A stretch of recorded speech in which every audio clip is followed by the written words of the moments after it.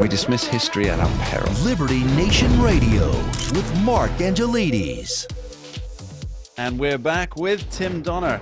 Thanks for sticking around. Now, Tim, I wanted to just very briefly, if we may, talk about the upcoming conventions. We have the Republican National Convention in July.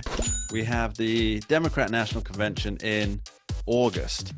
What do you think we can expect from these? What will be the highlights and the lowlights of each one? Let's start with the Republicans.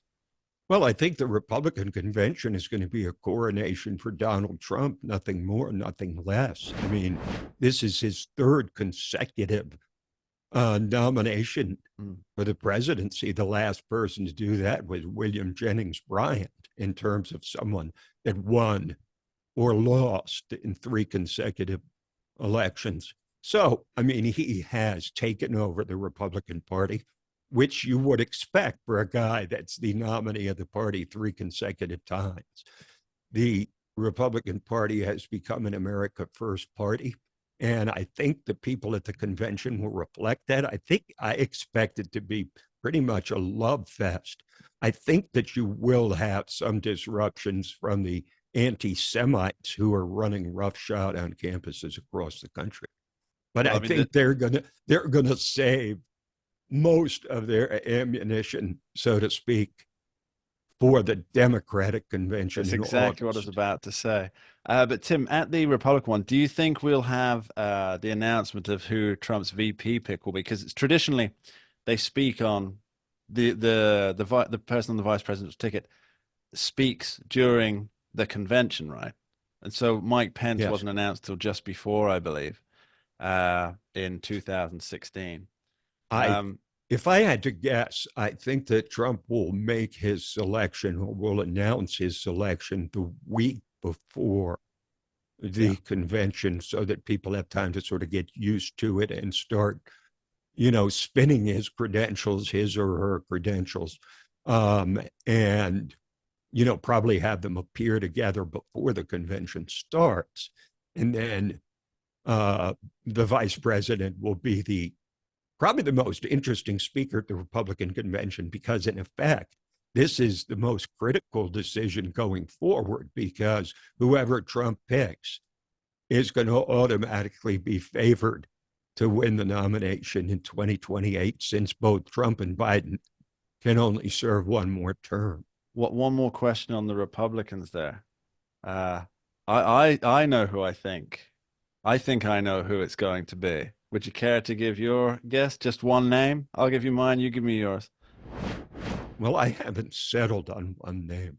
Okay. I really haven't. I'm too conflicted between the bona fides of a guy like Tim Scott, who could help with the black vote, with someone like a Kristi Noem, who could help with the women's vote, or a Tulsi Gabbard, who could help both ways. I think, Tulsi Gabbard would be a really good pick, outside the box, attractive, very articulate, reformed Democrat who became a Republican. I'll just say I think that would be a good pick without having any knowledge of whether he's seriously considering that or not. I'm going to put my pick out there, and if anybody agrees with me or disagrees with me, do get in touch with libertynation.com, but I'm going to put my cash on J.D. Vance. Mm-hmm. Let's talk about the Democrats. So the convention's coming in August, and you think that the anti-Semitic mob riots are saving their ammunition for that event? Well, let's put it this way. At a recent meeting of over 70 anti-Jewish, anti-Israeli groups that are probably central in organizing all of these protests across the campuses, funded in large part by George Soros, the Rockefeller Foundation, the Ford Foundation, supporting the organizations that are sponsoring all of this stuff. These groups have a sort of a rallying slogan, which is, let's show the Democrats, I'm paraphrasing here, but let's give the Democrats a 1968 style welcome for the convention in Chicago in August, which means, and these people are very well organized. They've got, they have leaflets, for example, on how to break into a building, how to talk to police, how to avoid arrest, et cetera, et cetera. They know what they're doing. And they have big plans for Genocide Joe, as they call it, at the Democratic Convention. So it could be a real bloodbath.